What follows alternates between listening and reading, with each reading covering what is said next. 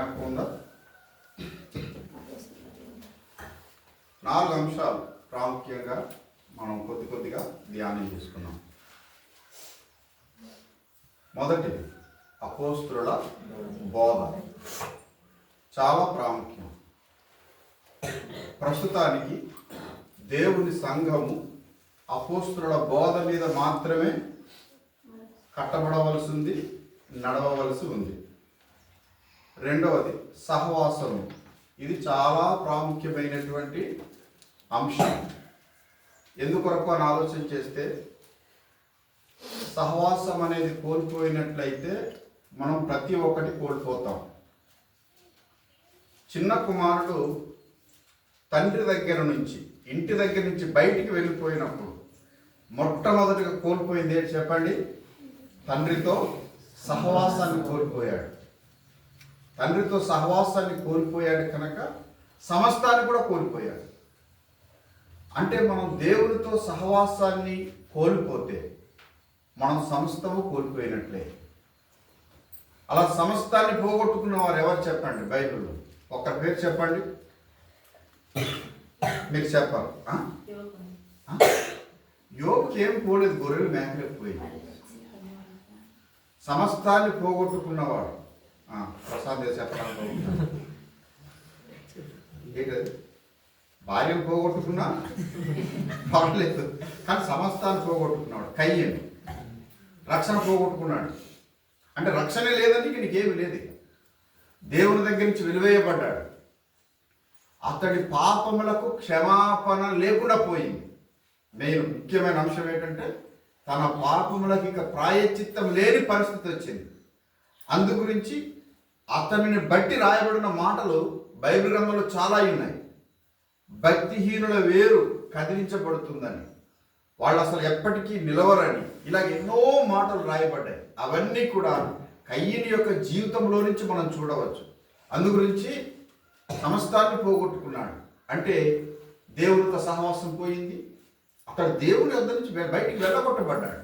అంటే మనుషులతో సహవాసం ఉందంటే ఉంది, సంతానం ఉందైతే ఉంది, కానీ ఏమీ లేనివాడుగా చివరికి మిగిలిపోయాడు. అందుకోసమే నా మీదకి వచ్చిన శిక్ష ఎంతో భయంకరమైందని చెప్పి అతడు సంచార జీవిగా మిగిలిపోయాడు. అతనికి ఎక్కడ నిలవబడటానికి, ఒక చోట స్థిరపడటానికి అవకాశం లేకుండా పోయింది. కనుక అతడు చాలా చంచలమైన మనసుతో, వేదనతో తిరుగులాడుతూ వచ్చాడు. కనుక అది చాలా శాపగ్రస్తమైనటువంటి స్థితి. అందు గురించి ఏ ఒక్కరూ కూడా సహవాసాన్ని పోగొట్టుకోకూడదు. సహవాసాన్ని పోగొట్టుకుంటే ప్రాముఖ్యంగా మనకు కలిగే నష్టాల గురించి సింపుల్గా చెప్పుకోవాలంటే, మొట్టమొదటిది మనకు వచ్చే నష్టం ఏంటంటే సహవాసాన్ని పోగొట్టుకుంటే. ఏదైనా మీకు ఒక చిన్న ఆలోచన ఉంటే చెప్పండి. సహవాసాన్ని పోగొట్టుకుంటే మన సంతోషాన్ని కోల్పోతాం. మనకి బాధ అయినా చెప్పుకోవడానికి ఒక మనిషి మనకు అవసరం. కనుక నీ సమస్యలు, నీ బాధలు పంచుకోవడానికి ఒక వ్యక్తి ఉండడు. నీ సంతోషాన్ని పంచుకోవడానికి కూడా మరొక వ్యక్తి ఉండడు. అందు గురించి సహవాసంలో ఏం జరుగుతుంది అంటే మనం ఇతరులతో మనం పంచుకోవటానికి ఒక అవకాశం ఉంటుంది. సో వారి దగ్గర నుంచి మంచి ఆలోచనలు పొందుకోవటానికి కూడా అవకాశం ఉంటుంది. తర్వాత ఏం జరుగుతుంది? వారి దగ్గర నుంచి సహాయం పొందుకోవచ్చు. ప్రసంగి గ్రంథం చెప్తుంది, ఒకరు పడి ఉంటే మరొకడు అతన్ని చేయబట్టి ఇద్దరు కలిసి ప్రయాణం చేయటం మంచిది అంటుంది. ఇద్దరు కలిసి ఉండటం వలన ఒకరు పడిపోతే మరొకరు చేయబట్టి పైకి లేవనెత్తవచ్చు. అందుకోసం చాలా చాలా ప్రాముఖ్యం సహవాసాన్ని నిర్లక్ష్యం చేయకూడదు. తర్వాత వారు దేంట్లో ఉన్నారు చెప్పండి? ఇంకా రొట్టె విరుచుట, బల్ల ఆరాధన చాలా ప్రాముఖ్యం. క్రీస్తుని జ్ఞాపకం చేసుకోవటానికి, క్రీస్తులో ఏకమవటం కొరకు, ఆయన యొక్క స్వభావాన్ని మనము కలిగి ఉండటం కొరకు మనకు చాలా అవసరం. ఆయనని నిత్యము జ్ఞాపకం చేసుకుని ఉండాలి, ఆయన మన కొరకు చేసిన త్యాగాన్ని. 4వది ప్రార్థన. ఇది చాలా చాలా ప్రాముఖ్యమైన అంశం. ఈరోజు నేను చిన్న థాట్ మీ మనసులో పెడతానండి. అంటే చాలా విషయాలు, సో ఈ న్యూ ఇయర్లో కొన్ని చక్కని అంశాలు, చిన్న చిన్న విషయాలు మీ మనసులో పెట్టే ప్రయత్నం చేస్తాను. మనకు బైబిల్ స్టడీలో ఈ విషయాలు ఆయా సందర్భాల్లో జ్ఞాపకం చేసుకున్నవే అయినప్పటికీ కూడా పరిశుద్ధాత్మ యొక్క ప్రేరణ వలన కొన్ని మాటలు మీ మనసులో పెట్టడానికి ఇష్టపడుతున్నాను. సమూయేలు రాసిన మొదటి గ్రంథం 30వ అధ్యాయం. సమూయేలు రాసిన మొదటి గ్రంథం 30వ అధ్యాయం నేను 17, 18 వచనాలు చదువుతున్నాను. దావీదు సంగతిని గ్రహించి సంధ్యవేళ మొదలుకొని మరునాటి సాయంత్రం వరకు వారిని హతము చేయుచుండగా ఒంటెల మీద ఎక్కి పారిపోయిన 400 మంది యవనులు తప్ప తప్పించుకొనిన వాడు ఒకడును లేకపోయెను. ఈలాగున దావీదు అమలేకీయులు దోచుకొని పోయిన దాని అంతటిని తిరిగి తెచ్చుకొనెను. మరియు అతడు తన 2 భార్యలను రక్షించెను. 19వ వచనం కూడా చదువుదాం. కుమారులేమి కుమార్తెలేమి దోపుడు సొమ్మేమి వారు ఎత్తుకొని పోయిన దానంతటిలో కొద్దిదేమి గొప్పదేమి ఏది తక్కువ కాకుండా దావీదు సమస్తమును రక్షించెను. చాలా ప్రాముఖ్యమైనటువంటి అంశం. దావీదు తన దగ్గర నుంచి పోయిన దీని యొక్క బ్యాక్గ్రౌండ్ మనం బైబిల్ స్టడీలో జ్ఞాపకం చేసుకుంటూ ఉన్నాం. అందుకే శుక్రవారం రాత్రి మనకు చక్కగా బైబిల్ స్టడీ జరుగుతుంది, మిస్ అవ్వకండి. శనివారం రాత్రి బైబిల్ స్టడీ జరుగుతుంది. ఒక విషయాన్ని మీరు జ్ఞాపకం చేసుకోవాలి. నేను చికిలింతలో ఉన్నానంటే ఖచ్చితంగా మీటింగ్ ఉండాలి. నేను ఇక్కడికి వచ్చాను అంటే అది మంగళవారమా బుధవారమా రోజులతో మనకేం పని లేదు.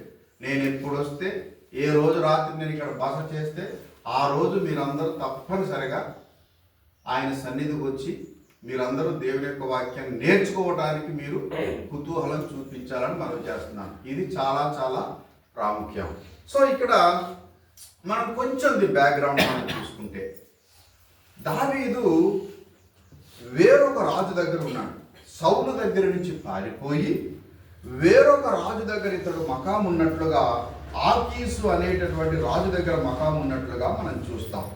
అతనితో కలిసి ఇతడు యుద్ధమునకు వెళ్ళినప్పుడు ఫిలిస్తీ సర్దారులు ఏం చేశారంటే, దావీదు ఒకప్పుడు మన మీద యుద్ధం చేసిన వాడు, గొలియాతును హతమార్చిన వాడు, దావీదుకు 10,000 సౌలుకు 1000 అనేటటువంటి మాటలు నువ్వు వినలేదా? కనుక దావీదు మనతో యుద్ధానికి రావడానికి కుదరదు అని చెప్పినప్పుడు ఫిలిస్తీ సర్దారుల యొక్క మాటలను బట్టి ఆకీస్ అన్నాడు దావీదుతో, నా దృష్టికి నీవు దేవుని దూత వలె ఉన్నావు, నీ దగ్గర లోపమేమి లేదు. కానీ ఈ ఫిలిస్తీ సర్దారులు అంగీకరించడం లేదు కనుక నువ్వు చక్కగా తిరిగి ఇంటికి వెళ్ళిపోమని చెప్పేసి దావీదుతో చెప్పడం జరిగింది. ఆ మాట విని దావీదు బాధపడి తిరిగి ఇంటికి వస్తున్నప్పుడు ఆ సమయంలో దావీదు సిక్లాగులో ఉన్నాడు. సౌలు దగ్గర నుంచి పారిపోయి ఫిలిస్తీ దేశంలో ఆకీసు దగ్గర సిక్లాగ్ అనేటటువంటి ఒక చిన్న పట్టణంలో అతనితో ఉన్న సేవకులు నివాసం ఉన్నారు. ఇప్పుడు దావీదు యుద్ధంలో నుంచి తిరిగి ఇంటికి వచ్చినప్పుడు చూసినప్పుడు ఈ యొక్క సిక్లాగు పట్టణం కాల్చివేయబడి ఇక్కడికి మరికొంతమంది అమాలేకీయులు వచ్చి ఈ యొక్క పట్టణం మీద దాడి చేసి ఇక్కడ ఉన్నటువంటి సంపదను, దావీదు యొక్క భార్యలను, బిడ్డలను, ఆస్తిని, సమస్తాన్ని దోసుకొని వెళ్ళిపోయినట్లుగా పరిస్థితి చూశాడు. చాలా చాలా దుఃఖకరమైన పరిస్థితి. చాలాసార్లు మన జీవితంలో ఏమైనా కోల్పోయినప్పుడు కలిగే వేదన ఇంత అంతా కాదు.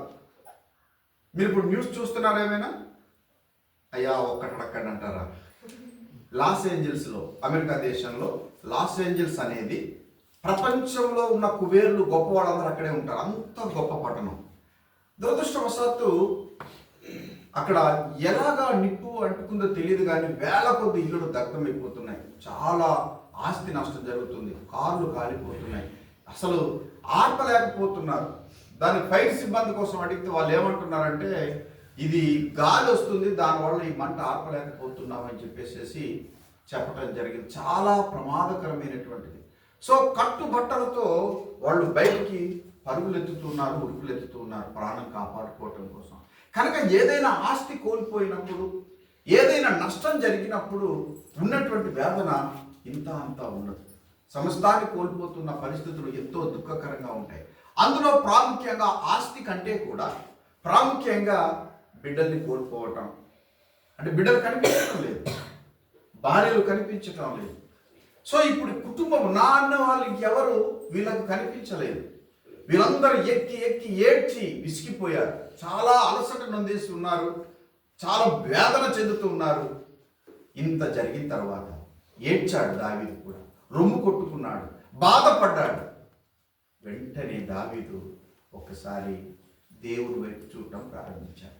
మన జీవితంలో మొట్టమొదటిసారిగా దేవుడు మన సమస్యలు చుట్టుముట్టినప్పుడు మనుషులు ఎవరి వైపు చూడకుండా మన సృష్టికర్త అయినటువంటి క్రీస్తు వైపు చూడటానికి నీ ముఖమెత్తాలి. అపోస్తలుడైన పౌలు కొలసీ సంఘంతో మాట్లాడుతూ చెప్తారు, మీరు పైన వాటిని వెతకండి అంటే, అయ్యా పైన ఏముందయ్యా? నక్షత్రాల, సూర్యమండలమా? వాటి గురించి మాట్లాడుతున్నారా పౌలు గారు? తండ్రి కుడిపార్శ్వమున క్రీస్తు ప్రభువారు ఆసీనుడై ఉన్నాడు, అతడు మన కొరకు విజ్ఞాపన చేస్తున్నాడు అని రాశారు. కనుక ఇప్పుడు అక్కడ క్రీస్తు ఉన్నారు, అందుకనే మీరు పైకి చూడండి అన్నాడు. ఆయన వైపు చూడండి. ఈ 2025వ సంవత్సరంలో ఒక మంచి తీర్మానం తీసుకోండి. ఏంటి ఆ తీర్మానం అంటే, ఇక నాకు ఎన్ని సమస్యలు వచ్చినా నేను మనుషుల వైపు చూడను. నేను కేవలం నా రక్షకుడు, నా విమోచకుడు, నా ఆదరణకర్త, నా ఆశ్రయ దుర్గము, నా కోటైన క్రీస్తు వైపు చూస్తానని ఒక నిదర్శనానికి, ఒక మంచి సమర్పణకు మీరు రండి. ఖచ్చితంగా దేవుడు మిమ్మల్ని ఆశీర్వదిస్తాడు. ఖచ్చితంగా దేవుడు మిమ్మల్ని దీవిస్తాడు. కనుక సమస్యలు చుట్టుముట్టినప్పుడు మనం చేయవలసిన పని ఏంటి అని ఆలోచన చేస్తే దేవుని వైపు చూడటం. చూడండి, మొదటి సమూయేలు గ్రంథం 30వ అధ్యాయంలో అక్కడ ఒక మాట ఇలా రాయబడి ఉంటుంది. మనము ఒకసారి ఆ రోజు దావీదు మిక్కిలి దుఃఖపడెను, మరియు తమ తమ కుమారులను బట్టి కుమార్తెలను బట్టి జనులందరికీ ప్రాణము విసికినందున రాళ్ళు రువ్వి దావీదును చంపుదము రండని వారు చెప్పుకొనగా, దావీదు తన దేవుడైన యెహోవాను బట్టి ధైర్యము తెచ్చుకొనెను అని రాయకూడదు. అంటే దావీదు దేనిని బట్టి ధైర్యం తెచ్చుకున్నాడు? ఎవరిని బట్టి ధైర్యం తెచ్చుకున్నాడు? ఎవరిని జ్ఞాపకం చేసుకున్నాడు? ఎవరి వైపు చూస్తున్నాడు? ఎవరి మీద మనసు నిలిపాడు? అందుగురించే యెషయా గ్రంథం 26:3లో ఎవని మనసు నీ మీద ఆనుకొనును, ఏంటి చెప్పండి అక్కడ రాయబడిన మాట, ఎవని మనసు నీ మీద ఆనుకొను నేను వారిని పూర్ణ శాంతి గల వారిగా చేయించున్నాను, ఎందుకంటే వాడు నా యందు విశ్వాసం ఉంచాడు అంటాడు. అంటే దేవుని వైపు చూడటం అంటే, దేవుని సన్నిధిలో కనిపెట్టటము అంటే సంపూర్ణంగా ఆయన యందు విశ్వాసం ఉంచకండి. అందుకే దేవుని వైపు చూసేటటువంటి ఆ యొక్క హృదయాన్ని మనం సిద్ధపరచుకోవాలి. చాలాసార్లు సమస్యలు వచ్చినప్పుడు చాలా కంగారు పడి ఎవరి మీదో మనం నిందించడానికి, ఎవరి మీద నెపం మోపటానికి, ఎవరి వల్ల నాకు సమస్యలు వచ్చాయని చెప్పి వాళ్ళ మీద మనం నేరం మోపటానికే మనం మనసు పెడతాం తప్ప, ఈ పరిస్థితిని దేవుడు ఎందుకు అనుమతించాడో ఒకసారి దేవుని వైపు చూద్దాం అని ఒక్క నిమిషం ఆగి, ఒక క్షణం ఆగి, నీ హృదయాన్ని నువ్వు నిబ్బరపరుచుకొని, నువ్వు ధైర్యం తెచ్చుకొని నీ దేవుని వైపు కనుక నువ్వు చూడగలిగితే ఆయన దగ్గర నుంచి నీకు ఆశ్చర్యకరమైన సహాయం దొరుకుతుంది. ఆయన దగ్గర నుంచి నీకు ఆశ్చర్యకరమైనటువంటి ధైర్యం దొరుకుతుంది. ఆయన నిన్ను ధైర్యపరుస్తాడు, ఆయన నిన్ను నిబ్బరపరుస్తాడు. ఈ 2025వ సంవత్సరంలో నువ్వు ధైర్యంగా ఉండు. రాబోయే పరిస్థితుల గురించి ముందే ఆలోచించి నువ్వేం భయపడదు, నువ్వు ధైర్యంగా. ఎందుకు ధైర్యంగా అంటే, లోకంలో ఉన్నవాని కంటే కూడా నీలో ఉన్నవాడు గొప్పవాడు గనక నువ్వు ధైర్యంగా నువ్వు ఉండాలని ప్రభు పేట మనం చేస్తున్నాను. రెండోది, ఒకటి దేవుని వైపు చూశాడు, దేవుని మీద ఆనుకున్నాడు అతను. రెండవది, అతడు ఏం చేశాడు? ఇక దేవుని మీద ఆనుకొని దేవుని ఆలోచన కొరకు కనిపెడుతూ ఉన్నాడు. ఒకటి దేవుని వైపు చూశాడు, ఇతనికి ధైర్యం వచ్చింది. రెండవది దేవుని ఆలోచన కోసం చూస్తున్నాడు. కింద వచనం ఒకసారి చదువుదాం మనం. 7వ వచనం, మొదటి సమూయేలు గ్రంథం 30వ అధ్యాయంలో 7వ వచనం. పిమ్మట దావీదు ఏఫోదు తెమ్మని యాజకుడగు అహిమెలెకు కుమారుడైన అబ్యాతారుతో చెప్పగా, అబ్యాతారు ఏఫోదును దావీదు వద్దకు తీసుకొని వచ్చాను. అలాగ తీసుకొచ్చినప్పుడు, నేను ఈ దండును తరిమిన ఎడల దానిని కలుసుకొందునా అని యెహోవా యొద్ద దావీదు విచారణ చేయగా, సర్వము నిశ్చయముగా నీవు వారిని కలుసుకొని తప్పక నీ వారిని అందరినీ దక్కించుకొందువని సెలవిచ్చెను. కనుక ఇక్కడ దేవుని దగ్గర నుంచి ఆలోచన తీసుకుంటున్నాడు. అందుకే దావీదు చాలాసార్లు మాట్లాడతారు, నాకు ఆలోచనకర్త అయిన యెహోవాను నేను స్తుతించెదను. అందుగురించే మోషేను గురించి రాయబడి ఉంది, దేవుడు మోషేకు తన మార్గములను తెలియపరిచెను అని రాయబడి ఉంది. కనుక ఇప్పుడు మనము ఏం చేయాలంటే మొదట ఆయన వైపు చూడాలి, ఆయన సముద్రం కనిపెట్టాలి. రెండవది ఆయన ఆలోచనను మనము గ్రహించాలి, ఆయన ఉద్దేశాన్ని మనం తెలుసుకోవాలి, ఆయన చిత్తాన్ని మనము తెలుసుకొని దాని ప్రకారంగా మనము ప్రయాణం చేయవలసిన వాళ్ళంగా ఉన్నాం. చాలాసార్లు దేవునికి అడుగుతాం, కానీ దేవుడు అనుగ్రహించేదాకా ఓపిక పట్టం. చాలాసార్లు దేవుని సన్నిధిలో మనం ప్రార్థిస్తాము, కానీ ఆయన ఇచ్చినటువంటి సమాధానంతో, ఆయన తెలియజేసినటువంటి ఆలోచనకు మనము సెవియొగ్గము, మనము లోపడము, మనము విధేయత చూపము, మనం ఆయన చిత్తానికి నెరవేర్చడానికి సిద్ధపడము. ఇదే మన జీవితంలో అతిపెద్ద డిజాస్టర్ అన్నమాట. చాలా తప్పుడు వ్యవహారం ఏంటో ఆలోచన చేస్తే దేవుడు మనకు అప్పచెప్పిన పనిని మనం సంపూర్తిగా చేయటానికి మనసు నిలపం. పరిశుద్ధ గ్రంథంలో అనేక మంది నాయకులు అలాగ పతనమైపోతూ వచ్చారు, వారి జీవితాలు నాశనం అయిపోతూ వచ్చాయి. దేవుని మాటకు సోటిగా నల్లక చివరికి లోక సంబంధమైన అంశాల మీద వాళ్ళు ప్రాధాన్యత ఇస్తూ వచ్చారు. దేవుని మాటను బట్టి కాకుండా తన సొంత ఉద్దేశాలను బట్టి నడిచినటువంటి సౌలే ఒక పెద్ద ఉదాహరణగా మనం చూడవచ్చు. సౌలును దేవుడు ఎన్నుకొని ఏర్పరచుకొని ఇశ్రాయేలు ప్రజలకు రాజుగా పట్టాభిషేకం చేస్తే సౌలు దోపుడు సొమ్ము మీద ఎగబడినట్లుగా మొదటి సమూయేలు గ్రంథంలో 15వ అధ్యాయంలో చాలా స్పష్టంగా రాయబడి ఉంది. దేవుని మాటకతడు సంపూర్ణంగా లోబడకపోవడాన్ని బట్టి దేవుడు అతడిని తృణీకరించినట్లుగా అక్కడ లేఖనాలు రాయబడ్డాయి.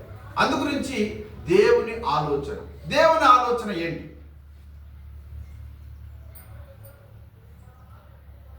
అలా చూస్తున్నారు. దేవుని ఆలోచనలు ఎక్కడున్నాయి? పరిశుద్ధ గ్రంథంలో ఉన్నాయి. పరిశుద్ధ గ్రంథం ఏం బోధిస్తుంది, ఏం తెలియజేస్తుంది?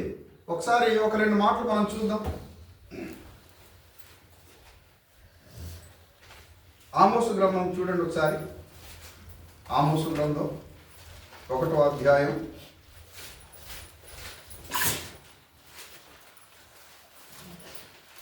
8వ వచనం చూడండి ఒకసారి.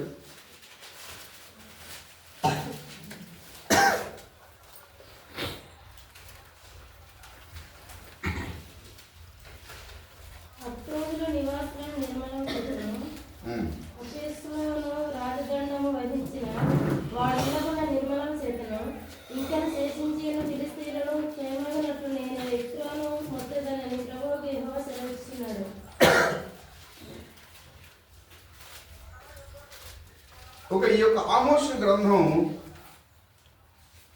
చాలా ప్రాముఖ్యమైనటువంటి పుస్తకాల్లో ఇది కూడా ఒకటి.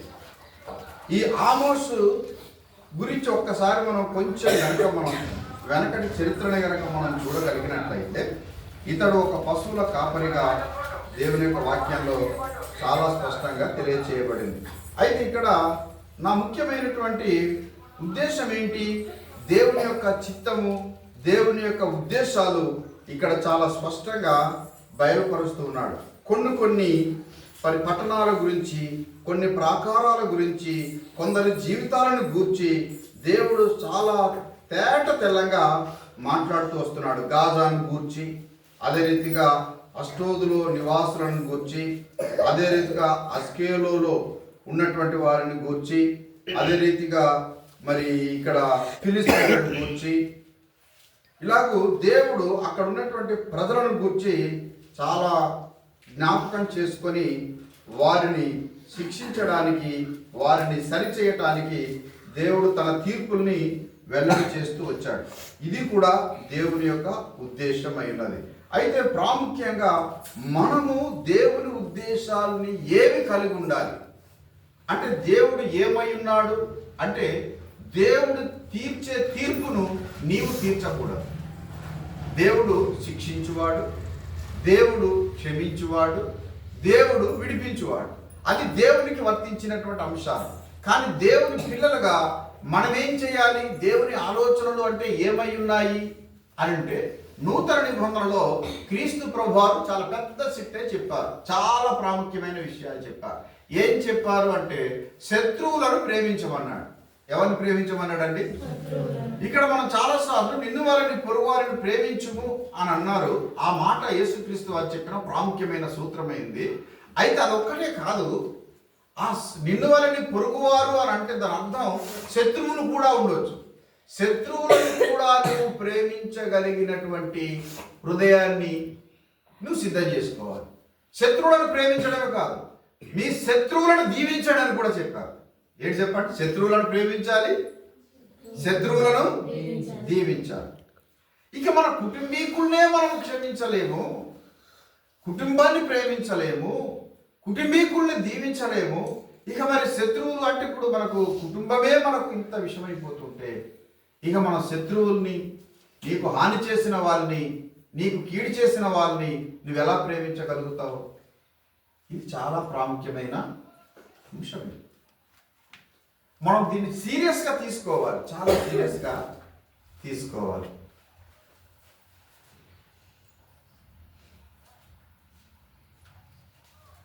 కొన్ని ఫన్నీ థింగ్స్ అంటే అఫ్కోర్స్ పర్వాలేదు, మన చిన్న చిన్న కుటుంబాలు ఇలా జరుగుతుంది.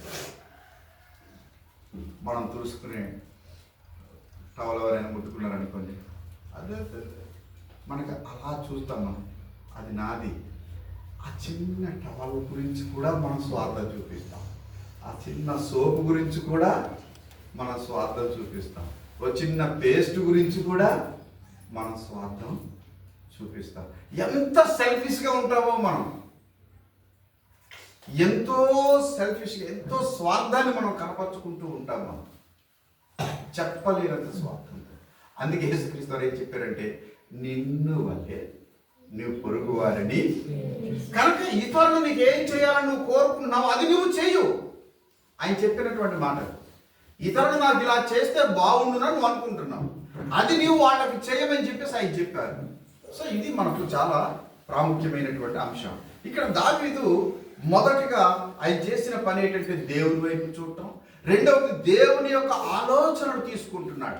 దేవుడు ఏం చెప్తున్నాడంటే, నీవు వెళ్ళి నువ్వు వేగిరమే నువ్వు వెళ్ళినట్లయితే నువ్వు కలుసుకొని నువ్వు వారిని అందరినీ నువ్వు రక్షించుకోవచ్చు.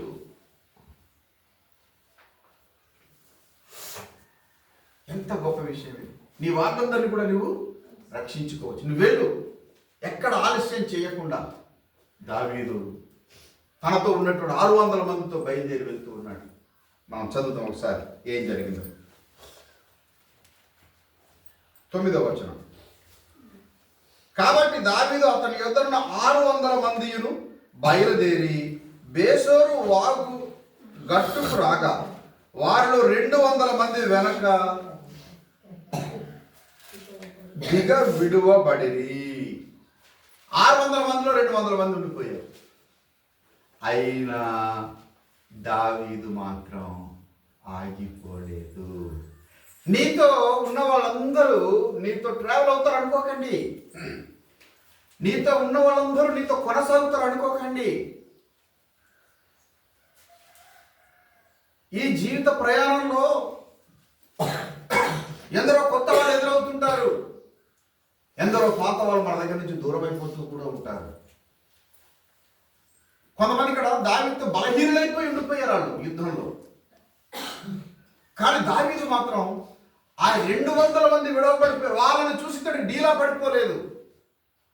ఇతడు మరింత రెట్టింపు ఉత్సాహంతో ఆ 400 మందితోనైనా సరే ముందుకు వెళ్ళి శత్రువులను జయించి తీసుకురావటం కోసం అతను ప్రయాణాన్ని ముందుకే కొనసాగించుకున్నాడు. ఒకటి, దేవుని ఆలోచన తీసుకున్నాడు. రెండవది, దేవుడు తనకు తెలియజేసినటువంటి సంగతిని మనసులో పెట్టుకొని తన ప్రయాణాన్ని, తన పోరాటాన్ని ముందుకు కొనసాగిస్తూ ఉన్నాడు. ఇది చాలా ప్రాముఖ్యమైన అంశం కదా. మనం ఒకసారి పని ప్రారంభిస్తాం, అది పని ప్రారంభించి దాన్ని ముగించకుండానే మనం వెనుదిరిగిపోతుంటాం. ఎందుకంటే నిరాశలు, నిస్పృహలు వీటి ద్వారా మనం వెనక్కి వచ్చేస్తూ ఉంటాం. అందుగురించి నువ్వు చివరి దాకా ఆ పోరాటంలో నిలబడగలిగితే నువ్వు చేరవలసిన గమ్యస్థానానికి నువ్వు చేరగలుగుతావు. అందుగురించి దేవుని వైపు చూస్తే నీకు విశ్వాసం కలుగుతుంది, నీకు బలం కలుగుతుంది, నీకు ధైర్యం కలుగుతుంది. అటు తర్వాత ఆయన ఇచ్చిన ఆలోచనను నువ్వు కలిగి ఉన్నట్లయితే నీ ప్రయాణం ముందుకి సాగుతుంది. నీ ప్రయాణం ముందుకు సాగాలంటే తప్పనిసరిగా ఆయన దగ్గర నుంచి నువ్వు ఆలోచన తీసుకోవాలి, ఆయన దగ్గర నువ్వు తలంపులు తీసుకోవాలి. మోషే ఐగుప్తు నుంచి కానానికి వస్తున్నప్పుడు ఎర్ర సముద్రం దగ్గరకు వచ్చినప్పుడు దేవుడు ఏం మాట్లాడాడు చెప్పండి. మోషే ఎర్ర సముద్రంలో నుంచి వెళ్ళవయ్యా అన్నాడు. ఈ మాటలు ఇశ్రాయేలు ఎలా ఉన్నాయి చెప్పండి. ఇశ్రాయేలులందరినీ కూడా సుమారు 30 లక్షల మంది, ఈ 30 లక్షల మంది జనాభాను తీసుకుని ఎర్ర సముద్రం గట్టుకు తీసుకొచ్చాడు. ఇక్కడ సముద్రం అడ్డుగా ఉంది, వాళ్ళందరూ గుండెలు బాదుకుంటున్నారు, వెనకాల రథములతోనే వినబడుతుంది, ఫరో రథాలు వస్తున్నాయి. ఏంటి బాబు ఈ నాయకత్వం ఏంటి, ఈయన ఆలోచన ఏంటి, ఇక్కడికి తీసుకొచ్చేటప్పుడు ఎలా చెప్తాం మనం అవతలకి ఆందోళన చెందుతున్నారు. దేవుడు అంటున్నాడు మోషేతో, మోషే దేవుడి వైపు చూస్తున్నాడు, ఏంటి నాయన ఇది నా పరిస్థితి ఏంటి అంటే, ఎందుకయ్యా వాళ్ళ చింతిస్తావు, నీ చేతి దగ్గర ఉన్న దండంతో దాన్ని ఆ సముద్రం వైపు చాపమని చెప్పాడు. సముద్రం వైపు చాపాడు. ఆ యొక్క ఎర్ర సముద్రము పాయలుగా విడిపోయింది. ఆ నీళ్లు రాళ్లలాగా గట్టులాగా నిలిచిపోయాయి. అందులో నుంచి ఇశ్రాయేలీయులు సాగిపోయేది అని రాయకూడదు. సో ఇక్కడ నా ఉద్దేశం ఏంటి అంటే, దేవుని ఆలోచన ప్రాముఖ్యం తప్ప అది అరణ్యమా లేకపోతే సముద్రమా లేకపోతే ముళ్ళబాట అదేదైనా కావచ్చు. ఆయన మార్గంలో నువ్వు ప్రయాణం చేస్తే నువ్వు తప్పనిసరిగా విజయాన్ని సాధించగలుగుతావు. అక్కడ ఏం జరిగింది చెప్పండి. దేవుని ఆలోచనలు మన ఆలోచనల కంటే చాలా ఉత్తమమైనవి, చాలా గొప్పవి కూడాను. ఇప్పుడు మోషేకి తెలియదు, ఇశ్రాయేలు ప్రజలకు కూడా ఏం జరుగుతుందో తెలియదు. దేవుడు ఏం మాట్లాడుతున్నాడు అంటే, ఈ ఎర్ర సముద్రం కూడా నడుస్తూ ఉన్నప్పుడు ఫరో సైన్యం వెనకాల వచ్చేస్తుంది. వాళ్ళు కూడా ఏం చేశారంటే ఆ యొక్క ఎర్ర సముద్రంలో దిగి వీళ్ళని తరుముకుంటూ వస్తున్నారు. అయితే ఇశ్రాయేలు ప్రజలకును ఆ యొక్క ఫరో సైన్యానికి మధ్య ఒక మేఘాన్ని దేవుడు ఏర్పాటు చేశాడు.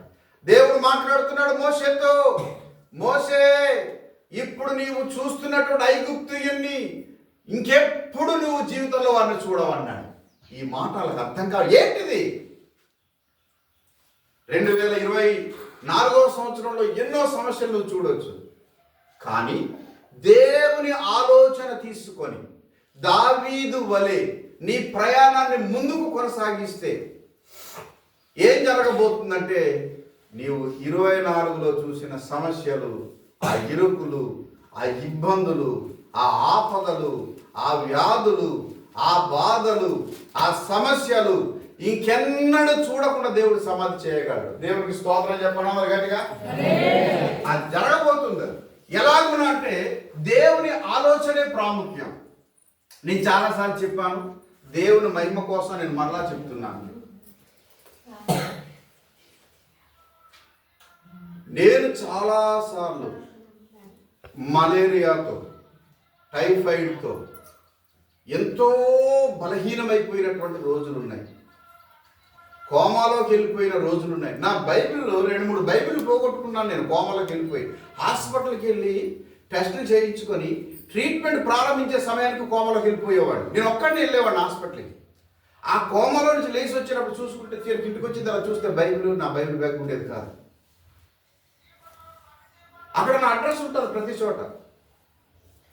అలాగే ఒక బైబిల్ రాజమండ్రిలో ఎవరో ఒక లేడీ, ఆవిడకి ఎక్కడ దొరికిందో తెలీదు, అక్కడ ఉన్న ఫోన్ నెంబర్ చూసి నాకు ఫోన్ చేశారు ఒక ఆయన. అయ్యా అది ఎప్పుడో నా దగ్గర నుంచి మిస్ అయిపోయింది, అది చాలా సంవత్సరాలు అయింది అంటే. నేను కోమలోకి వెళ్ళిపోయిన బైబిల్ ఇవన్నీ కూడా. ఒకరోజు వర్షంలో తడుస్తూ నేను చేసిన ప్రార్థన, ఒకరోజు వర్షంలో తడుస్తూ స్కూటర్ మీద వస్తూ ప్రార్థన, అదే లాస్ట్ ఇక జ్వరానికి. ఆ తర్వాత మళ్ళీ అది నా దరిదాపు రావడానికి ఇక అవకాశం లేకుండా పోయింది. సుమారు 20 సంవత్సరాలు అవుతుంది. సో నేను ఎందుకు ఈ మాటలు చెప్తున్నానంటే, ఒకసారి దేవుని ఆలోచన కనుక నువ్వు తీసుకొని ఆయన ఆలోచన ప్రకారంగా నువ్వు నడవగలిగినట్లయితే దేవుడు నీ పరిస్థితిని అంతా కూడా మార్చేయగలడు. ఇప్పటికీ దావీదు ఉన్న కండిషన్ ఏంటంటే, తన ఇద్దరు భార్యలు లేరు, తన కుమారులు లేరు, తన కుమార్తెలు లేరు, తనకు కలిగింది ఏది లేదు. ఇక ఒకవైపేమో సౌలు తరుగుతున్నాడు, ఒకవైపేమో ఫిలిస్తీ సర్దారులు దావీదు మాతో యుద్ధానికి రావడానికి కుదరదు, వద్దు దావీదును వాళ్ళు కూడా ప్రక్కకి నెట్టేసేస్తారు. ఇటువైపు అమాలేకీయులు వచ్చి ఈ యొక్క సిక్లాగ్లో ఉంటే ఇతని ఆస్తిని ఇవన్నీ పట్టుకుని వెళ్ళిపోయారు. చుట్టూ సమస్యలే, ఎటు చూసినా సమస్యలే, ఎటు చూసినా అశాంతే, ఎక్కడ చూసినా సరే అశాంతే తన చుట్టూ ముట్టుకొని ఉంది. కానీ తన దేవుడైన యెహోవాను బట్టి దావీదు ధైర్యం తెచ్చుకొని, ఈ 2025 సంవత్సరం నువ్వు తెచ్చుకోవాల్సిన ధైర్యం, నీ దేవుని బట్టి నువ్వు ధైర్యం తెచ్చుకోవాలి. ఎస్, నా దేవుడు నన్నెన్నడూ చెయ్యి విడువడు. ఈ మాట చెప్పండి అందరూ ఒకసారి. నువ్వు పట్టుకుంటే నువ్వు విడిచిపెట్టేస్తావు. నువ్వు పట్టుకోవాలని ప్రయత్నం చేస్తున్నావు, కానీ మనం పట్టుకోలేము, మనం విడిచిపెట్టేస్తాం. మనం చాలాసార్లు పట్టుకోవాలని ప్రయత్నం చేస్తాం, కానీ మనం ఏమని ప్రార్థన చేయాలంటే, అందు గురించే ఒక దైవజనుడు రాశాడు పాట, నీ చేతితో నన్ను పట్టుకో, నీ చేతితో నన్ను పట్టుకో. ఆహా, అందు గురించి అది మనకు చాలా అవసరం. ఆయన మనం పట్టుకుంటే కనుక ఆయన చెయ్యి విడవడు. మనం పట్టుకోవాలనుకుంటున్నాం, ఆయన పట్టుకోవాలి. అంటే మనం ఏం చేయాలంటే ఆయన చిత్తానికి మనం సంపూర్ణంగా లోపడాలి. మనం ఏం చేస్తున్నాం అంటే, పేరు దేవుని పెడుతున్నాం, పనులు మనమే చేసుకుంటున్నాం. పేరేమో దేవునిది, మిగతా వ్యవహారాలన్నీ మనకు నచ్చినట్లు మనం చేసుకుంటున్నాం. అక్కడ దేవుడి యొక్క ప్రాధాన్యత ఏముంటుంది? దేవుడు ఎందుకు బాధ్యత వహిస్తాడు? దేవుడు బాధ్యత వహించాడు. చూడండి, దావీదు జీవితాలు చాలా మంచి విషయం. ఒకటి, దేవుని వైపు చూడటం. రెండవది, అతడు దేవుని ఆలోచనను అందిపుచ్చుకొని ఆలోచన ప్రకారంగా నడవటం. మూడవది, దేవుని దగ్గర విచారణ చేశాడు. ఇప్పుడు ఈ 8వ వచనంలోనే చెప్తున్నాడు, యెహోవా యొద్ద విచారణ చేసి. విచారణ చేయడం అంటే దాని అర్థం ప్రార్థన చేయటం. మనం ఎప్పుడైనా సరే మనం చేయవలసింది ఇదే. ఎప్పుడైతే మనం ఆ యొక్క విశ్వాస జీవితంలోనికి మనం వెళ్తామో, సమస్య వచ్చింది ప్రార్థన, బలహీనత వచ్చింది ప్రార్థన, ఇబ్బంది వచ్చింది ప్రార్థన.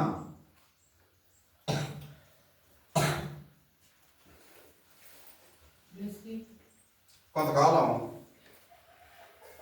ఏమైనా ఇబ్బందులు వచ్చినప్పుడు, ఏమైనా కొరతలు వచ్చినప్పుడు తెలిసినటువంటి ఎవరైనా తెలిసిన వాళ్ళు ఉంటే ఫోన్ చేసి, అయ్యా వెంటనే 500 కొంచెం అకౌంట్లోకి వేయండి అని చెప్తూ ఉండేవాడు. ఒకరోజు ప్రభువైన యేసుక్రీస్తు వారు పరలోక ప్రార్థన నేర్పించినప్పుడు ఆయన చెప్పిన మాట మరల నన్ను దర్శించింది. మాకు కావలసిన అనుదినాహారం నేడు దయచేయము. నేడు నేడు అంటే ఈ రోజు గురించి. ఈ మాట ఎప్పుడైతే నన్ను మరలా తట్టిందో అది మానేసేది. ఇంకా ఈ రోజు నాకు ఏదైతే అవసరమైందో దాని కొరకు నేను ప్రభువు దగ్గర మోకరించి ప్రార్థన చేయటం నేర్చుకున్నాను. అది 100 రూపాయలే కావచ్చు నీకు అవసరానికి. అది కూడా ఆయన యొక్క చిత్తములో, ఆయన ఉద్దేశంలో నేను దాన్ని పొందుకోవడం కోసం నేను దేవునికి మాత్రమే ప్రార్థన చేస్తున్నాను. ఎన్నో కార్యాలు, చెప్పలేనన్ని కార్యాలు. అసలు ఆయన ఎంత గొప్పగా నడిపిస్తున్నారో, ఎంత గొప్పగా సహాయపడుతున్నారో మనం ఆయన మీద ఆధారపడటం నేర్చుకుంటే, ఆయన సన్నిధిలో ప్రార్థన చేయటం నేర్చుకుంటే, దేవుడు మహిమ కోసం నేను జ్ఞాపకం చేస్తున్నాను. నేను జీడి తోటకు ఫెన్సింగ్ వేసేటప్పుడు అర్జెంటుగా ఒక 10,000 కావాలి అని ఒక మాస్టర్ మెసేజ్ పెట్టాడు. పాపం ఇలాంటి సీజనే జీడి తోటకి అది ఎవరు కొనలేదు మన దగ్గర నుంచి, నేను మా అన్ని పశువులన్నీ వచ్చి తినేస్తాయి, తరమలేననే ఉద్దేశంతో ఫెన్షింగ్ వేద్దాం కదా అనే ఆలోచనతో, ముందు కలప తెప్పించాలి కదా అనే ఉద్దేశంతో వాటికి కలలు పాతడానికి ఒక 10,000 ఉంటే పంపించండి బ్రదర్ అని చెప్పి ఆయన మెసేజ్ పెట్టాను. పాపం అతనికి ఇన్కమ్ ట్యాక్స్, ఈ నెల శాలరీ అంతా ఇన్కమ్ ట్యాక్స్కి వెళ్ళిపోయింది సార్, నేను కొంచెం ఎంటీ హ్యాండ్తో ఉన్నాను అనే ఉద్దేశంతో అతను ఏం రిప్లై ఇవ్వలేక మౌనంగా ఉండిపోయాడు. నేను నైట్ మెసేజ్ పెట్టాను, ఎందుకు రేపు ఉదయాన్న పని వాళ్ళకి పెడదామని చెప్పి. కానీ అతను నాకు మనీ పంపించలేదు. నేను ఉదయాన్నే జీడి తోటలోకి వెళ్ళాను. అప్పటికే చీలకలు వచ్చేసి కొట్టేస్తే నేను ఉదయాన్నే జీడి తోటలోకి వెళ్ళాను. నా ఫోన్కి ఒక మెసేజ్ వచ్చింది. మనది ఎట్రా ఫోన్ ఏదో మోగింది అని చెప్పి చూశాను. చూస్తే అక్కడ 10,000 ఉన్నాయి. నేను వెంటనే వాట్సాప్ ఓపెన్ చేసి చూశాను, ఈయన కానీ పంపేయడం అని కాదు. ఎవరు కొట్టారంటే అకౌంట్ ఓపెన్ చేసి ఎవరు పంపించారో చూశాను.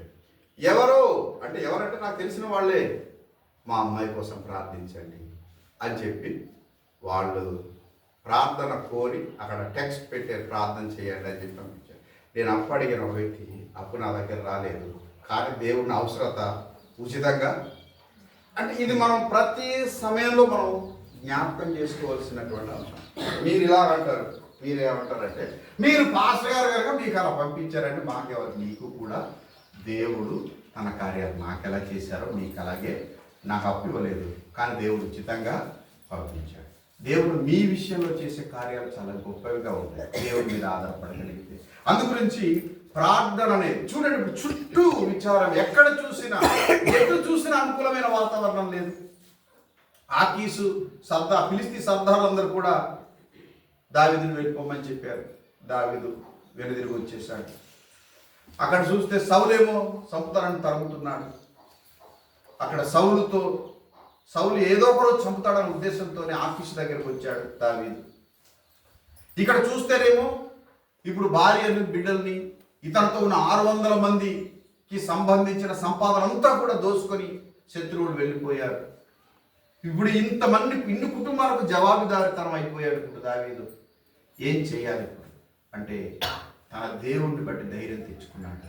తన దేవుని దగ్గర ఆలోచన చేశాడు. తన దేవుడు తనకు ఆలోచన ఇచ్చాడు. దేవుడిచ్చిన ఆలోచన ప్రకారంగా మౌనంగా కూర్చోలేదు. నేను అలసిపోయానని. మనం ఏదో ఊరు వస్తే ఎందుకు జడ్డంగిల్లి వచ్చాను, జడ్డంగిల్లి నువ్వు బరువు మోసుకొచ్చావా? ఊరెళ్ళి వచ్చారని గురికి రాదు. అలిసిపోయి వచ్చాడు. అక్కడికో వెళ్ళి దావీదు 600 మంది, అందులో 200 మంది నడవలేక ఉండిపోయారు. అలాగంటే ఇక్కడ ఉంటుంది ఆ కుటుంబం. నో, బయలుదేరారు అంతే. అందుగురించి జీవితంలో నువ్వు పైకి రావాలంటే, నువ్వు అనుకున్నవి సాధించాలంటే, నువ్వు గమ్యం చేరేదాకా నీ నడక ఆపకూడదు. ఈ మోటివేషనల్ కొటేషన్స్ అప్పుడు చూస్తుంటే చాలా గొప్పగా ఉంటుంది. ఒక పక్షి గురించి చెప్పాడు అతను, ఎంత మంచిగా చెప్పాడు. పక్షి ప్రయాణానికి ముగింపు లేదని, అది ఎప్పుడు ప్రయాణం చేస్తూనే ఉంటుంది. దానికి గమ్యం అంటే ఏమి, ప్రతి ఉదయం లేవాలి, అది ప్రయాణం చేస్తూనే ఉంటుంది. ఈ మధ్యకాలంలో కొల్లేటి సరస్సు గురించి చూస్తే అక్కడ చాలా మంచి పక్షులు వస్తాయి. ఎక్కడి నుంచి వస్తాయంటే ఆస్ట్రేలియా నుంచి వస్తుంటాయట. చాలా మంచి పక్షులు, కొంగలు కొల్లేరు సరస్సుకి ఆస్ట్రేలియా నుంచి కొన్ని పక్షులు, కొన్ని గుంపులుగా వేల సంఖ్యలో పక్షులు ఇక్కడికి వస్తుంటాయి. ఎక్కడి నుంచో ప్రయాణించి మళ్ళీ ఇక్కడి నుంచి అక్కడికి మళ్ళీ బయలుదేరి వెళ్ళిపోతాయి. వాటి ప్రయాణానికి ముగింపు లేదు. అవి కూడా జీవితాన్ని ముందుకు తీసుకువెళ్ళిపోతూ ఉన్నాయి. మనం మాత్రం ఏం చెప్పండి, ఇక నా వల్ల కాదు, ఇక నేను చేయలేదు, మనం ముందుగానే నీరసపడిపోతున్నాం. అందు గురించి ఒకటి, మన జీవితంలో దేవుని వైపు చూడటం, దేవుని ఆలోచన తీసుకోవటం, దేవుని బట్టి మనం ధైర్యం తెచ్చుకోవటం. ఎలా ఉంటే ప్రార్థన అనేది చాలా ప్రాముఖ్యం. ప్రార్థన తర్వాత మనం ఏదైతే ప్రార్థించామో అది పొందుకోవటం కోసం మనం ఏం చేయాలి చెప్పండి? పోరాడాలి, పని చేయాలి, కష్టపడాలి. దాని కొరకు మన హృదయాన్ని సిద్ధపరచుకోవాలి. బైబిల్ గ్రంథంలో చాలా గొప్పగా రాయబడింది. అబ్రహాం దేవుడు ఆశీర్వదించాడని రాశాడు. ఇస్సాకును కూడా దేవుడు ఆశీర్వదించాడని రాశాడు. ఇస్సాకు ఆ దేశం ముందున్నవాడై గొప్పవాడయ్యాడని రాయబడింది. కానీ పుట్టిన గొప్పవాడు అవ్వలేదు, విత్తనము వేసి అని రాయబడింది. విత్తనం వేయకుండా, నువ్వు పని చేయకుండా, నువ్వు ఒక ఆలోచన కలిగి ఉండకుండా నీ జీవితంలో నువ్వేం పొందుకోలేవు. నువ్వు మంచి ఆలోచన కలిగి ఉండాలి, నువ్వు ఒక పని కలిగి ఉండాలి. తెసలోనిక సంఘానికి పౌలు గారు చెప్తున్నారు, పని చేయకుండా ఎవరు భోజనం చేయవద్దని చెప్తున్నారు. కొందరు పని చేయకుండా భోజనం చేస్తున్నారు రోజు అని చెప్పేసి నిన్న చెప్తే హెచ్చరిక చేస్తున్నాడు సంఘానికి. మనం ఏమనుకుంటున్నామంటే పని చేయకుండా భోజనం దొరికితే నేను చాలా ధన్యుణ్ణి అనుకుంటున్నాం మనం.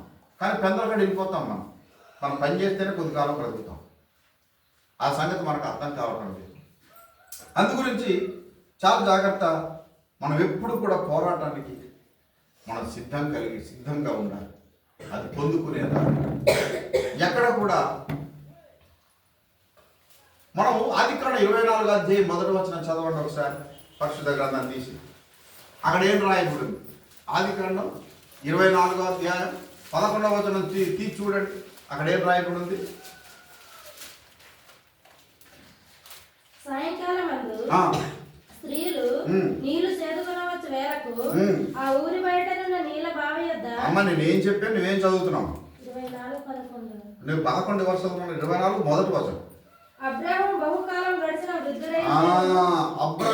బహుకాలం గడిచిన వృద్ధుడై ఉండెను. అన్ని విషయములలో యెహోవా అబ్రహామును అన్ని విషయాల్లో దేవుడు అబ్రహామును ఆశీర్వదించాడు. మరి అలాగని చెప్పి ఇస్సాకు మౌనంగా కూర్చున్నాడా? తీయండి ఒకసారి ఆదికాండం 26వ అధ్యాయం. ఆదికాండం 26వ అధ్యాయం 12వ వచనంలో చదివితే, ఇస్సాకు ఆ దేశం అందున్న వాడై విత్తనము వేసి ఆ సంవత్సరం 100 ఫలము పొందెను. యెహోవా అతనిని ఆశీర్వదించెను గనక ఆ మనుషుడు గొప్పవాడాయెను. అతడు మిక్కిలి గొప్పవాడకు వరకు క్రమక్రమముగా అభివృద్ధి పొందుచు వచ్చెను అని రాయబడింది. అది అయిన తర్వాత అంతటితో అబ్రహాం ఇంక ఇస్సాకు మౌనంగా ఉన్నాడా అని ఆలోచన చేస్తే మౌనంగా లేడు. ఏమని చేసి మనం చూడండి 17వ వచనం చూస్తే, ఇస్సాకు అక్కడ నుండి వెళ్ళి గెరారు లోయలో గుడారం వేసుకొని అక్కడ నివసించెను. ఇంకా అప్పుడు ఏం చేశారు? అప్పుడు తన తండ్రి అయిన అబ్రహాము దినములలో త్రవ్విన నీళ్ల బావులు ఇస్సాకు తిరిగి తవ్వించెను. మనం ఏం ఆలోచన చేస్తున్నాం ఇప్పుడు? పిల్లలు ఏం ఆలోచన చేస్తున్నారు? మా తల్లిదండ్రులు బాగా సంపాదిస్తే మేమేం పని చేయకుండా కూర్చొని తింటాం అన్నట్టుగా ఆలోచన చేస్తున్నారు. కానీ అబ్రహాము తవ్వించిన బావులు ఫిలిస్తీన్లు మన్నుతో పూడ్చివేస్తే ఇస్సాకు మరలా తిరిగి తవ్విస్తున్నాడు. అబ్రహాం వ్యవసాయం చేశాడు, ఇస్సాకు వ్యవసాయం చేశాడు. అబ్రహాం పశువుల్ని కాసుకున్నాడు, ఇస్సాకు పశువుల్ని కాసుకున్నాడు. అబ్రహాం పని చేశాడు, ఇస్సాకు పని చేశాడు. అబ్రహాం విత్తనం వేశాడు, ఇస్సాకు విత్తనం వేశాడు. నువ్వు పోరాడకుండా నీ జీవితంలో విజయాలు చూడలేవు. నీకు ఆశీర్వాదం అనేది దేవుడు నీకు ఆలోచన ఇస్తాడు. నువ్వు ఏం చేయాలో దేవుడు నీకు ఆలోచన ఇస్తాడు. ఏ పనిలో ముందుకు సాగాలో దేవుడు ఆలోచన ఇస్తాడు. ఆ పనిలో మనం నమ్మకంగా దేవునికి లోబడి దేవుని చిత్తంలో మనం ఉండాలి. కానీ ఇక్కడ అలసిపోయాను ప్రభా నేను రేపు వెళ్తాను అని చెప్పేసి అనలేదు. నీవు వెళ్ళినట్లయితే, ఇప్పుడు నువ్వు వెళ్ళినట్లయితే నీవు నీ వారిని అందరినీ దక్కించుకుంటావని దేవుడు చెప్పితే వెంటనే ఇక ఆ దేవుడికి ఆలోచన అడిగాడు. దేవుడికి చెప్పాడు, అయ్యా ఏంటి నా పరిస్థితి అంటే, ఇప్పుడు నువ్వు వెళ్ళవయ్యా, వాళ్ళని నువ్వు దక్కించుకుంటావు. ఆ మార్గ మధ్యంలో ఏం జరిగింది? దక్కించుకోవడానికి వెళ్తూ ఉన్నప్పుడు ఒక వ్యక్తి ఎదురుపడ్డాడు. ఆ వ్యక్తి, అయ్యా నువ్వు ఎవరు అంటే, నేను ఐగుప్తీయునికి పుట్టినవాడను, నేనిప్పుడు అమలేకీయునికి దాసుడుగా ఉన్నాను. 2 రోజుల క్రితము నా యజమానుడు నేను కాయల పడి ఉండగా నన్ను విడిచిపెట్టి వెళ్ళిపోయాడు. ఇదిగో మేము వచ్చి పలానా పట్టణాలని తగలబెట్టేశాము, పలానా దేశాన్ని మేము పలానా ప్రాంతాన్ని మేము నాశనం చేశాము, అక్కడ ఉన్న సంపద అంతా కూడా తీసుకొని వెళ్ళిపోయారు. ఈ విషయాలన్నీ కూడా చెప్పాడు. అయితే మరి నన్ను చంపకపోతే, నా యజమానుడి దగ్గర నాకు తిరిగి పంపకపోతే వారెక్కడున్నారో నేను చూపిస్తానని చెప్పేసి, అలాగైతే చూపిస్తానని చెప్పి అతను చెప్పాడు. చూసారా, దేవుడు మాట్లాడాడు. ఒక వ్యక్తిని దేవుడు పంపాడు దావీదుకు ఎదురుగా. నా స్టోరీ చదువుకుంటా అలాగే వెళ్తుంటే మన రాయబడి ఉంటుంది. ఒక వ్యక్తిని దేవుడు ఎదురుగా పంపించాడు. ఒక వ్యక్తిని దేవుడు మీ దగ్గర పంపాడు, మీకు వాక్యం బోధించడానికి, మిమ్మల్ని సరిచేయడానికి, మిమ్మల్ని హెచ్చరించడానికి, మిమ్మల్ని గద్దించడానికి. ఏమండి, మనం దాన్ని వినకపోతే ఎలాగా? చిన్న మధ్య సోషల్ మీడియాలో చిన్న విషయం చూశాను. ఒక వ్యక్తి సముద్రంలో చిక్కిపోయి ప్రార్థన చేస్తున్నాడు. సముద్రం మధ్యలో ఉన్నాడు, తుఫాను వచ్చేసింది, సముద్రం మధ్యలో చిక్కిపోయాడు, ప్రార్థన చేస్తున్నాడు. దేవుడు అన్నాడు, దేవుడు అతనికి తెలియజేసింది, నేను నిన్ను కాపాడుతాను బాబు అని. ఈలోపు కొందరు బోట్ వేసుకొని వచ్చి, మరి రెస్క్యూ టీం ఉంటుంది కదండి, రెస్క్యూ టీం అంటే ఈ యొక్క వరదల్లో చిక్కుకున్న వాళ్ళని రక్షించేటటువంటి వాళ్ళు పడవలు వేసుకొని వెళ్ళి వాళ్ళని బోట్లో ఎక్కించుకొని వస్తారు. వాళ్ళు వెళ్ళి, బాబు దా వచ్చి లోపలికి ఎక్కమని చెప్పేసంటే, లేదు లేదు దేవుడు చెప్పాడు నన్ను రక్షించాలని మీరు ఎలా మరి కొంత సమయానికి చూసి ఎవరైనా ఎక్కడైనా చిక్కుపోయి ఉన్నారేమని హెలికాప్టర్తో చూసి హెలికాప్టర్ కిందకి దింపి, ఒరే బాబు తాడు పట్టుకోరా నాయన, నువ్వు పైకి రారా, ఇదే టికెట్ మిగిలిపోయి చచ్చిపోతావు అని చెప్పేసి అంటే, నో నో నో దేవుడు చెప్పాడు నాకు అని హెలికాప్టర్ దగ్గరికి వెళ్ళలేదు, ఈ దోణి దగ్గరికి, ఈ పడవ దగ్గరికి వెళ్ళలేదు. చివరికి ఒక చిన్న ఈ టైర్ సూప్ లాంటిది వేసుకొని కొంతమంది గజీతగాలు తిరుగుతూ చూసి ఎదురుపడ్డాడు. ఒరే బాబు ఈ సూప్ పట్టుకోరా, నాతో పాటు మెల్లె పట్టుకో తీసుకుపోతాను, చచ్చిపోతావరా తండ్రి అని చెప్పేసి అంటే, మీరు వెళ్ళండి దేవుడు వస్తాడు. తుఫాన్ పెరిగిపోయింది, చచ్చిపోయాడు. ఈడ అక్కడికి వెళ్ళాడమ్మా, ఎంత పని చేసేవయ్యా, ఎంత ఇబ్బందులు ఉండి అడిగితే వస్తానని చెప్పి నువ్వు రాహుని ఇంత దాకా చేసావు. 3 సార్లు వచ్చాను కదరా బాబుని, నువ్వు ఎక్కడ వచ్చావు? దేవుని స్పర్శ తెలియటం లేదు నీకు, దేవుడు మాట్లాడే మాటల గురించినటువంటి అర్థానికి తెలియటం లేదు. దేవుడు కొంత వ్యక్తులు ఇక్కడ దేవుడు ఒక వ్యక్తిని నడిపించాడు. మనం చూడండి ఇక్కడ ఆ విషయం మనం చూడవచ్చు. ఒకసారి మనం చదువుదాం. 11వ వచనం. పొలంలో ఒక ఐగుప్తీయుడు కనబడెను, వారు దావీదు వద్దకు వాడిని తోడుకొని వచ్చి, వాడు 3 రాత్రింబగళ్ళు అన్నపానములేమీ పుచ్చుకొనలేదని తెలుసుకొని వారికి భోజనము పెట్టి దాహమిచ్చి అంజూరపు ఆడలోని ముక్కను 2 ద్రాక్ష గెలలను వానికి ఇచ్చిరి. వాడు భోజనం చేసిన తర్వాత వాని ప్రాణం తెప్పరిల్లగా, దావీదు నీవు ఏ దేశపు వాడవు, ఎక్కడి నుండి వచ్చితవని వారిని అడిగాను. అందుకు వాడు, నేను ఐగుప్తీయుడనై పుట్టి అమలేకీయుడనై ఒకనికి దాసుడనై తిని 3 దినముల క్రిందట నేను కాయిలా పడగా నా యజమానుడు నన్ను విడిచిపెట్టి పోయెను. ఇక్కడ చూడండి, ఒక వ్యక్తి పొలంలో ఎదురుపడ్డాడు, ప్రతి విషయాన్ని ఉపయోగించుకుంటున్నాడు, చాలా జ్ఞానయుక్తంగా ప్రవర్తిస్తున్నాడు దావీదు. మనకు చాలాసార్లు జ్ఞానం ఉండదు, మూర్ఖత్వాన్ని బట్టి దేవుడిచ్చిన ఆశీర్వాదాలని, దేవుడిచ్చినటువంటి కృపలను, దేవుడు చేసేటటువంటి ఆశ్చర్య క్రియలను మనం గ్రహించలేనటువంటి బలహీనమైపోతున్నాం, వాటిని తెలుసుకోలేకపోతున్నాం. దేవుని చిత్తాన్ని బయలుపరచడానికి దేవుడు ఒక వ్యక్తి ఇక్కడ నిలవబెట్టి మాట్లాడుతూ ఉంటే వాటిని గ్రహింపు లేక, వాటిని హృదయంలో చేర్చుకోలేక, ఆయన ఇచ్చే గొప్ప ఐశ్వర్యాన్ని, ఈ లేఖనాల వాక్యమైన ఐశ్వర్యాన్ని పొందుకోలేక మీరు దేవుని కృపను మీ చేతులారా మీరు త్రోసిపుచ్చుకుంటున్నారు. ఒక సమయం వస్తుంది, బాధపడే సమయం వస్తుంది. ఈరోజు ఈ సందేశం మరలా జీవితంలో ఈ మాటలు ఇంకొకసారి రిపీట్ అవుతాయని చెప్పలేము. ఈ సమయం నీకు మరలా తిరిగి రాదు, ఈ కాలం మరలా తిరిగి రాదు.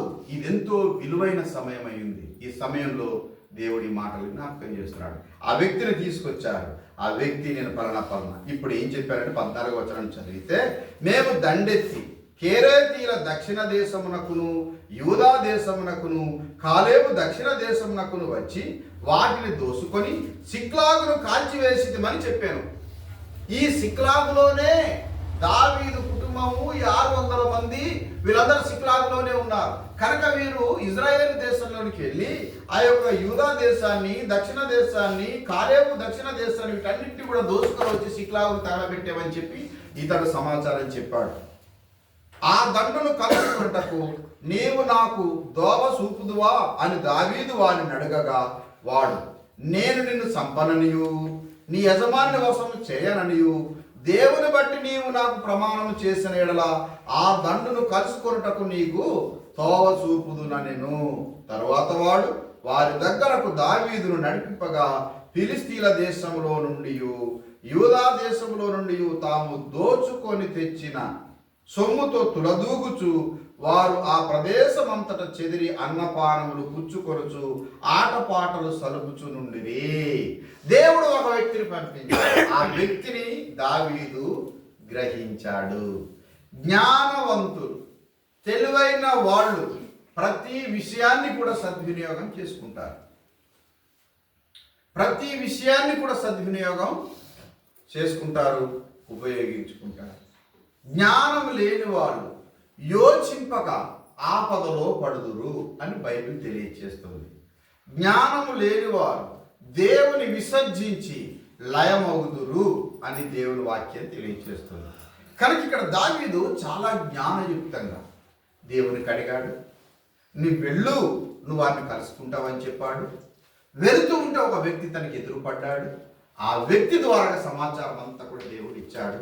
దేవుడే ఈ సమాచారాన్ని నాకు ఇచ్చాడని దావీదు చాలా స్పష్టంగా తెలుసుకున్నాడు. దేవుడు మనకు పంపించిన సమాచారాన్ని కూడా మనం దేవుడు పంపించాడనే సంగతిని మనం గుర్తించటం లేదు. ఇది చాలా దురదృష్టకరమైనటువంటి అంశం. అందుగురించి దేవుడు ఇది విషయాన్ని నాకు పంపించాడనే సంగతి కనుక నువ్వు గ్రహించగలిగినట్లయితే దేవుడు నిన్ను ఆశీర్వదిస్తాడు, దేవుడు నిన్ను దీవిస్తాడు. కనుక దావీదు ఏ రీతిగా సమస్తాన్ని సంపాదించుకున్నాడు, పోగొట్టుకున్నవన్నీ అంటే, ఒకటి దేవుని వైపు చూడటం, రెండవది దేవుని ఆలోచనను పొందుకోవటం, మూడవది దేవుని దగ్గర విచారణ చేయటం, నాలుగవది ఆయన ఇచ్చిన ఆలోచన ప్రకారంగా ప్రయాణం చేయటం, ఐదవది అతడు పోరాడటం. ఇక్కడ అతడు పోరాడటంలో ఎక్కడ వెనకం చేయలేదు. నువ్వు శత్రువుని నాశనం చేయకుండా నీ జీవితంలో విజయాలు ఎలా పొందుతావు? ఇప్పుడు నీ శత్రువు ఎవరు? అదే లలితమ్మ పక్కకు చూసినాడు ఆత్మ, అలా ఆయనకి అటు చూడదు. మీ శత్రువు అంటే అటు చూసినాడు ఆత్మ, అటు ఇటు చూడటం కాదు. మనకు ఎవరు శత్రువు అండి? బైబిల్ ఏం చెప్తుంది? ఆత్మ శరీరమునకు, శరీర ఆత్మకును విరోధముగా అపేక్షించుచున్నది. ఈ శరీరానికి ఆత్మకు పడదు. ఈ రెండుకి ఎప్పుడు ప్రయాణం పోరాటమే. కనుక ఇప్పుడు నువ్వు శరీరాన్ని జయించకుండా, నీ శరీర ఇచ్చల్ని నువ్వు జయించకుండా, నీ శరీర కోరికల్ని జయించకుండా దేవుని చిత్తాన్ని నువ్వు పొందుకోలేవు. వాటన్నిటిని నువ్వు అధిగమించవలసినటువంటి వ్యక్తిగా ఉన్నావు. అందుగురించి నీ శత్రువు ఎవరు అంటే ఇహ సంబంధమైనటువంటి కోరికలు, ఇహ సంబంధమైన ఆలోచనలు, ఇహ సంబంధమైనటువంటి సహవాసాలు. కొన్ని సహవాసాలు ఈ లోక సంబంధంగా మనకెంతో గొప్ప స్నేహాలు కొంతమందితో ఉండొచ్చు. కానీ ఒకసారి క్రీస్తు ప్రభువాన్ని తెలుసుకున్న తర్వాత లోక సంబంధమైన వాళ్ళతో మనం జతకట్టి లోక సంబంధమైన జీవితాన్ని కొనసాగించడం ఎంత మాత్రం కూడా మంచిది కాదు. మరి వీళ్ళు ఎవరు కొనసాగిస్తారంటే, దేవునితో వ్యక్తిగతంగా సహవాసం లేకపోతే, దేవునితో వ్యక్తిగతంగా మనం సహవాసం చేయలేకపోతే, దేవుని యొక్క వాక్యాన్ని కనుక మన హృదయంలో బదిలపరచుకోకపోతే మనం ఏం చేస్తామంటే లోకంతోనే మన జీవితం ముడిపడి ఉంటుంది. దేవుని పిల్లలమని చెప్పుకుంటూ కూడా లోకస్తుల్లాగా మనం జీవించవలసి వస్తుంది. దావీదు జీవితంలో పొరపాట్లు జరిగిన తర్వాత వాటిని సరిదిద్దుకోవటం కోసం అతడు తీసుకున్న కొన్ని నిర్ణయాలు బైబిల్లో రాయబడ్డాయి.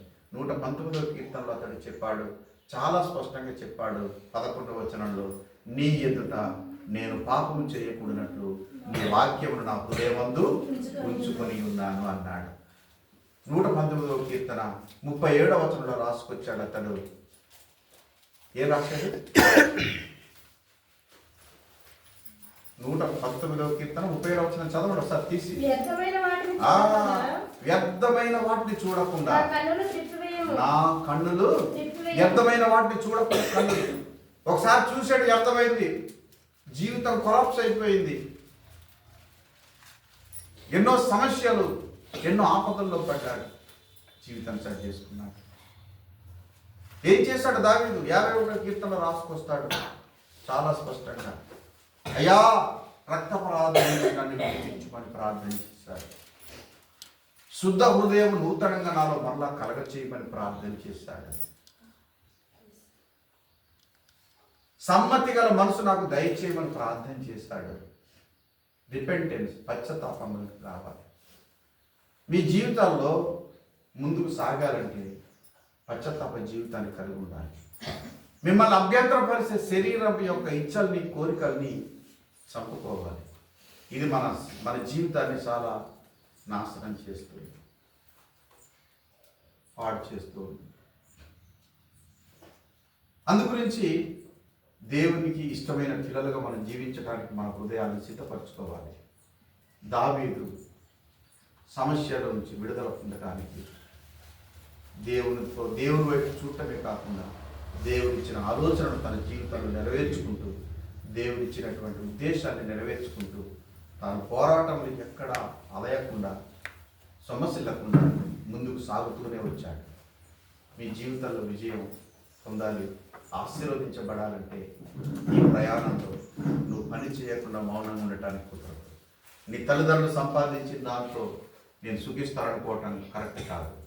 అబ్రహాము ఎంతో సంపాదించిన ఇస్సాకు విత్తనం వేయటం మానలేదు.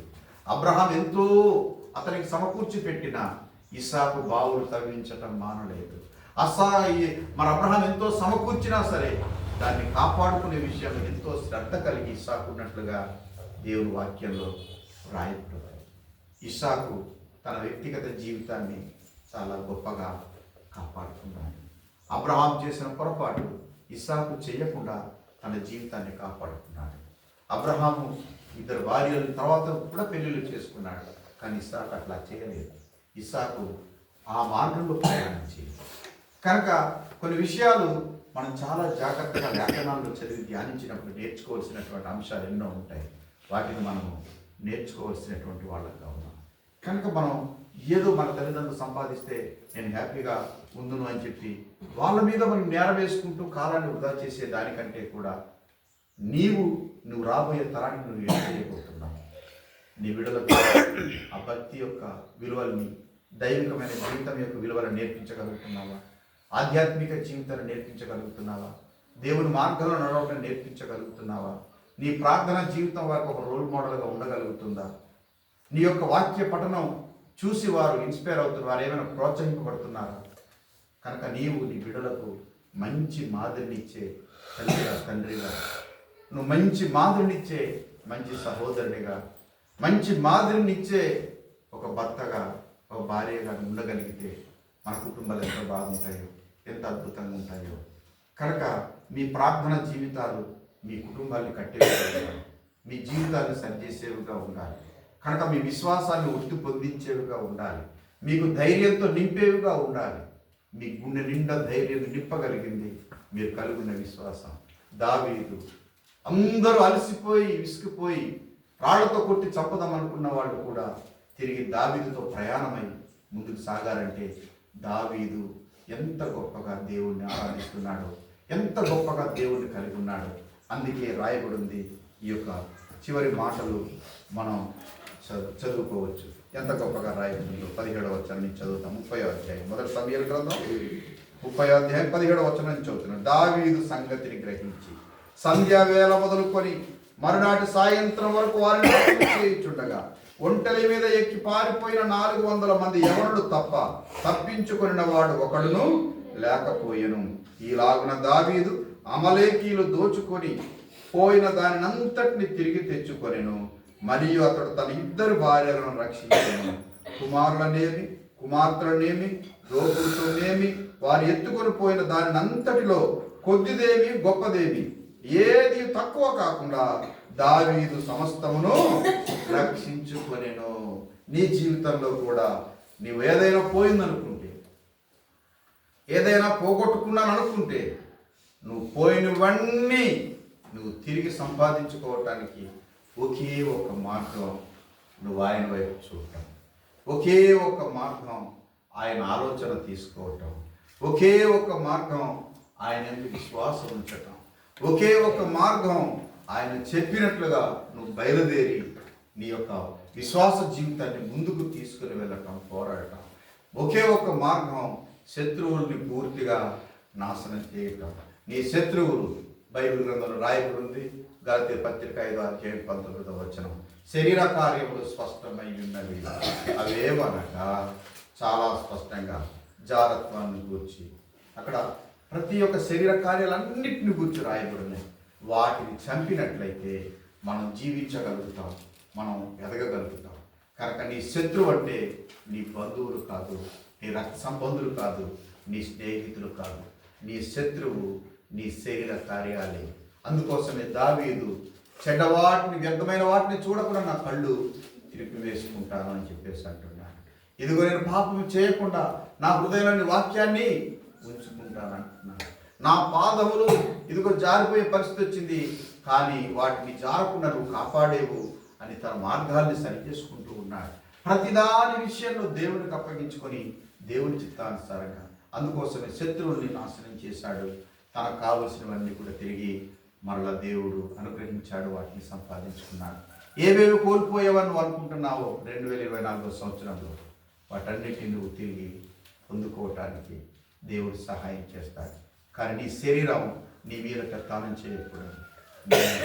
దేవుని యొక్క ఆత్మ మాత్రమే నీలో క్రియ చేయాలి. రోమపత్రిక చెప్తుంది, ఎందరూ దేవుని ఆత్మ చేత నడిపించబడుదురో వారందరూ కూడా దేవుని పిల్లలు అవుట ఆయన అధికారం ఇచ్చాడు. కనుక దేవుని ఆత్మతో నడిపించబడిన వారందరూ దేవుని పిల్లలని ఆయన సాక్ష్యం ఇస్తూ ఉన్నాడు. కనుక దేవుని ఆత్మ అనేది సమాధానానికి కర్త, దేవుని ఆత్మ అనేది ప్రేమ స్వరూపి. కనుక ఎంత మాత్రం దేవుడు అందరికీ కర్త కాడు. కనుక మనం పోగొట్టుకున్నవన్నీ కూడా తిరిగి పొందుకోగలుగుతాం ప్రభు అయిన యేసుక్రీస్తుని వారిని బట్టి. ఆయన వాక్యంలో రాయిస్తుంది, తన ఐశ్వర్యం చొప్పున. ఏంటి చెప్పండి? తన ఐశ్వర్యం చొప్పున ఆయన మనకున్న ప్రతి అవసరతల్ని, ప్రతి కొరతల్ని కూడా తీర్చి మనకు సర్వ సమృద్ధిని ఆయన అనుగ్రహించునుగాక. ఆమేన్. దేవుడు తన పరిశుద్ధ వాక్యాన్ని మన వినికిడిలో దీవించునుగాక. తల వంచండి, ప్రార్థన చేద్దాం. విత్తబడిన వాక్యం కొరకు ఈ యొక్క మధ్యాహ్న సమయం ప్రభు మనల్ని ప్రేమించి ఆయన మనకి ఇచ్చిన సందేశాన్ని బట్టి మనం ఎంతగానో దేవుని స్తుతించవలసిన వాళ్ళు, దేవుని గణపరచవలసిన వాళ్ళు, దేవుని ఆరాధించవలసిన వాళ్ళు అయినా. Thank you lord, thank you father, thank you Jesus. దేవానికి స్తోత్రం చెల్లిస్తున్నాము తండ్రి. నేటి ప్రభువా మధ్యాహ్న సమయం పాదములు ఎదుర్కొ వస్తున్నాం. 2024 సంవత్సరంలో ఏవేవో కోల్పోయామన్న వేదన మాలో ఉండొచ్చు తండ్రి. 2025 సంవత్సరంలో దావీదు కోల్పోయిన సమస్తాన్ని తిరిగి ఏ రీతిగా పొందుకున్నాడు, ఏ రీతిగా సమకూర్చుకున్నాడు, ఏ రీతిగా తండ్రి తను పొందుకోగలిగాడు. మేము కూడా ప్రభా నీ ఆలోచనలను, నీ వైపు చూసి నీ ఆలోచనలు తెచ్చుకొని నీ ఆలోచన అనుసారంగా మేము నడుచుకోవటానికి మా హృదయాల్లో విశ్వాసంతో నింపబడి తండ్రి మేము పోరాటానికి సిద్ధపడి పోరాడి విజయం సాధించవలసిన వారంగా ఉన్నాం. అబ్రహాం అన్ని విషయాలు ఆశీర్వదించబడినప్పటికీ తండ్రి ఇస్సాకు ప్రభు విత్తనం వేయటం మానలేదు. మరలా ఇస్సాకు ఆ యొక్క బావుల్ని తిరిగి తవ్వించటం మానలేదు. ఇస్సాకు తన ప్రయాణాన్ని ఎక్కడ ఆపలేదు, అతడు ప్రయాణం అవుతూనే వెళ్ళాడు.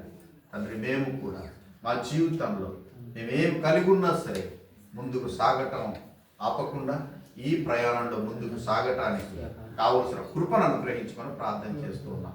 విత్తబడిన మాటలన్నీ కూడా బిడ్డల హృదయాలను మీరు ముద్రించమని, మీరు మహిమ పొందమని యేసు పరిశుద్ధ నామములో ప్రార్థిస్తున్నాము మా గొప్ప తండ్రి. ఆమేన్. అందరూ లేచి